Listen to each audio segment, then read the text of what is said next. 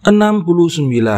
Sigmund Freud 1856 sampai 1939. Sigmund Freud, penemu psikoanalisis, dilahirkan pada tahun 1856 di kota Freiburg yang saat ini terletak di Cekoslovakia.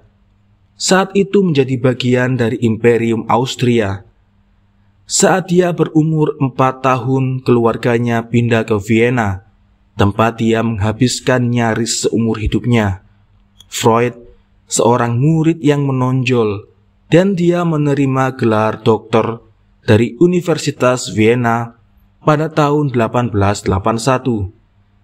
Selama 10 tahun berikutnya, dia melakukan penelitian di bidang fisiologi, bergabung sebagai staf klinik psikiatrik, dan membuka praktik di bidang neurologi. Bekerja di Paris dengan neurolog ternama Perancis Jean Charcot, dan juga dokter dari Vienna Joseph Breuer. Pemikiran Freud terhadap psikologi perlahan terbentuk. Buku pertamanya terbit pada tahun 1895 berjudul Studies in Hysteria, dengan Breuer sebagai rekanan. Buku berikutnya, The Interpretation of Dreams, terbit tahun 1900 dan merupakan salah satu dari karyanya yang paling orisinal dan signifikan. Walau buku itu tidak begitu laris pada awalnya, tetapi sangat menaikkan reputasinya. Banyak karya penting segera mengikuti. Dan pada tahun 1908, saat dia memberikan beberapa kuliah di Amerika Serikat, Freud sudah terkenal. Pada 1902, dia membentuk sebuah grup diskusi di Vienna. Salah satu anggota awalnya adalah Alfred Adler, dan beberapa tahun kemudian Carl Jung ikut bergabung. Kedua orang itu menjadi psikolog terkemuka dunia. Freud menikah dan mempunyai 6 anak. Pada akhir hidupnya, Freud mengidap kanker rahang. Dan dari tahun 1923, dia menjalani lebih dari 30 kali operasi untuk menyembuhkannya. Tetapi, dia tetap bekerja dan beberapa karya pentingnya lahir pada tahun-tahun terakhir ini. Pada tahun 1938, Nazi memasuki Austria dan Freud adalah seorang Yahudi berusia 82 tahun dan dipaksa lari ke London, lalu meninggal setahun kemudian. Kontribusi Freud terhadap teori psikologi begitu banyak sehingga sulit untuk merangkum dengan singkat semuanya. Dia menekankan pentingnya proses mental bawah sadar dalam tingkah laku manusia. Dia menunjukkan bahwa proses-proses tersebut memengaruhi isi mimpi dan menyebabkan kekeliruan-kekeliruan umum seperti keseleo lidah atau melupakan nama, dan juga kecelakaan, bahkan penyakit. Freud mengembangkan teknik psikologis sebagai metode untuk mengobati penyakit mental. Dia merumuskan teori struktur kepribadian manusia.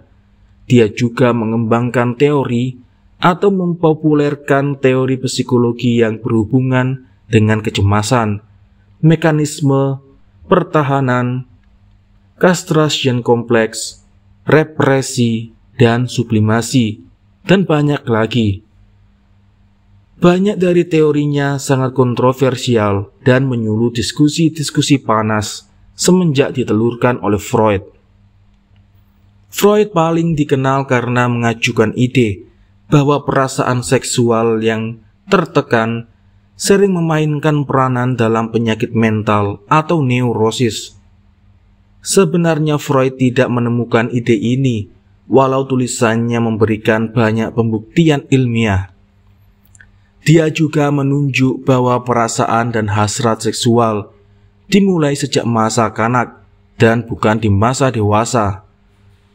Karena banyak dari ide Freud yang masih begitu kontroversial, sulit untuk menilai tempatnya dalam sejarah. Dia seorang perintis dan pembuka jalan dengan bakat luar biasa untuk menelurkan ide-ide baru. Tetapi teori-teori Freud tidak seperti milik Darwin atau Pasteur, tidak pernah menerima pengakuan umum dari komunitas ilmiah dan sulit untuk mengatakan bagian mana dari idenya dianggap benar.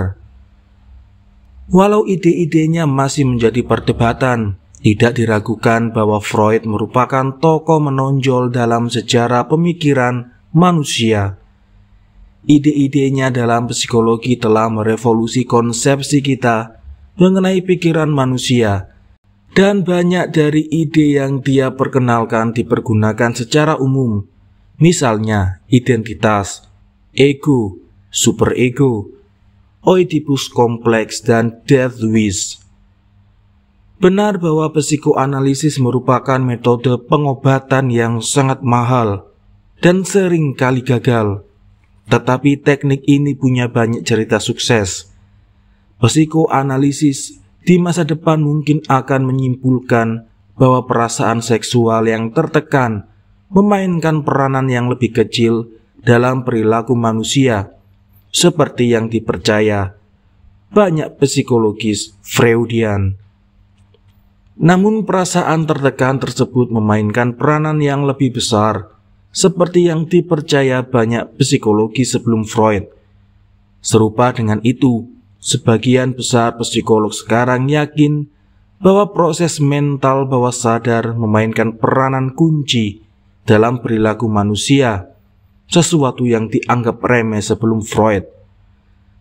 Freud bukanlah psikolog pertama dan dalam jangka panjang tidak dianggap sebagai psikolog dengan ide paling mendekati kebenaran.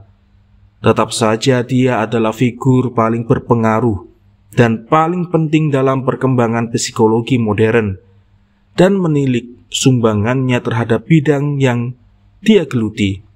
Freud pantas mendapatkan tempat di dalam daftar ini.